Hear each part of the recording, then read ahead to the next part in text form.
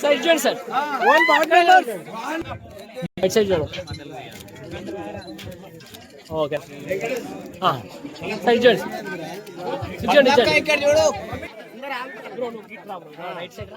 Right side చూడండి.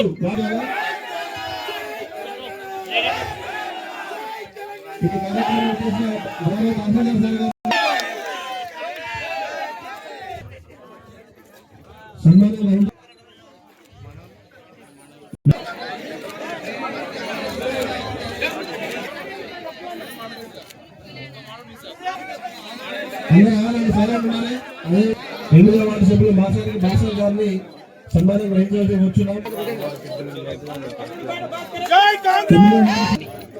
6వ ward సభ్యులు కానిగంటి సుజాత శ్రీదేవి గారిని సన్మానం గ్రహించవలసి కోరుచున్నాం.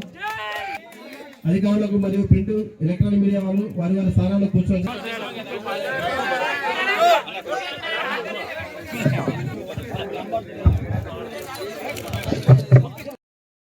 పెద్దలకు మరియు అమ్మలకు, చెల్లెమ్మలకు, మా కాంగ్రెస్ కార్యకర్తలకు, సీనియర్ నాయకులకు అందరికీ నా హృదయపూర్వక నమస్కారాలు.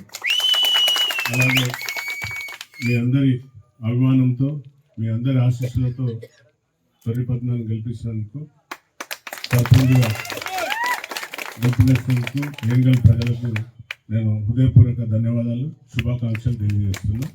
అలాగే ఉప సర్పంచ్ అయిన మిగతా వార్డు మెంబర్స్ అందరికీ, మహిళా సోదరులకు అందరికీ కూడా రాజకీయం చేసుకనుక గ్రామ అభివృద్ధి విషయంలో ఏమాత్రం అనుకోపోకుండా గ్రామ అభివృద్ధి విషయంలో అందరూ కలిసికట్టుగా గ్రామ అభివృద్ధి చేయాలని, అలాగే గ్రామంలో ఉన్న సమస్యలపైన తప్పనిసరిగా ఈ ప్రజాపాలనలో ఏది ఉన్నా కూడా సమస్యలతోని నా దగ్గరికి వస్తే తప్పనిసరిగా నా వంతుగా సాయం చేస్తా అని, అదేవిధంగా నిధులు ఏదొచ్చినా కూడా గ్రామం విషయంలో, అభివృద్ధి విషయంలో ఎలాంటి ఆటంకాలు లేకుండా పారదర్శకంగా చేయాలని, మరి ప్రతి వార్డు సభ్యుడు వార్డులో ఉన్న సమస్యలను తప్పనిసరిగా ప్రతి సమస్యలు తమ సమస్యగా ఉండాలని, అలాగే సర్పంచ్ గారిని గ్రామ విషయంలో 24/7 అందుబాటులో ఉంటూ వారికి సేవలు అందించాలని, అలాగే ఫస్ట్ ఫైనాన్స్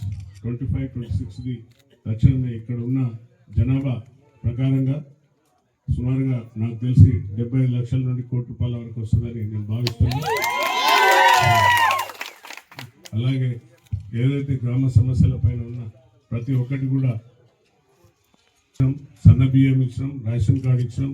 త్వరలోనే ఏప్రిల్ నెలలో ఎవరైతే వితంతు మహిళలు, ఒంటరి మహిళలు, వృద్ధులు ఎవరైతే ఉన్నారో ఆ బాధ్యత తీసుకొని ఏప్రిల్ నెల నుండి 2500 ఏదైతే మన 6 గ్యారంటీలలో ఉన్నాయో అది కూడా మొదలవుతుంది. కాబట్టి వాటి బాధ్యత కూడా అందరితో కలిసి ఆ సమస్యను నా దగ్గర తీసుకొని వస్తే తప్పనిసరిగా అవి కూడా ప్రభుత్వాన్ని దృష్టికి తీసుకెళ్ళి వెళ్తున్నాం.